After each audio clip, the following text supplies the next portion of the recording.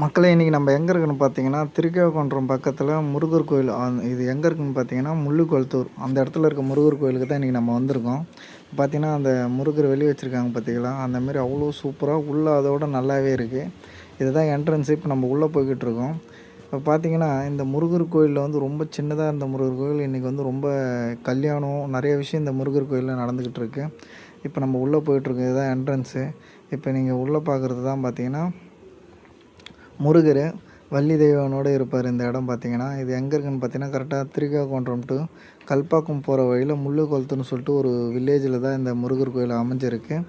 இங்கே போனீங்கன்னா கல்யாணம் நடக்காதவங்களுக்கு கல்யாணம் நடக்கிறது, அந்தமாரி நிறைய நல்ல காரியம் எல்லாமே நடந்துகிட்ருக்கு. அதேமாதிரி இப்போ பார்த்தீங்கன்னா தினைக்கும் பார்த்தீங்கன்னா முகூர்த்த நாள் அன்றைக்கின்னு பார்த்தீங்கன்னா 1லேருந்து 2 கல்யாணம் நடந்துக்கிட்டு இருக்குது. அந்த அளவுக்கு இன்றைக்கி இந்த கோயில் பார்த்தீங்கன்னா ஃபேமஸ் ஆகிருக்கு. அதனால் வந்து பார்த்தீங்கன்னா நீங்கள் இப்போ கல்பாக்கம் டு திருக்கழுக்குன்றம் இல்லை திருக்கழுக்குன்றம் டு கல்பாக்கம் வர வழியில் சென்ட்ரலில் தான் அந்த முள்ளுக்குளத்துன்னு சொல்லிட்டு இந்த வில்லேஜ் அமைஞ்சிருக்கு.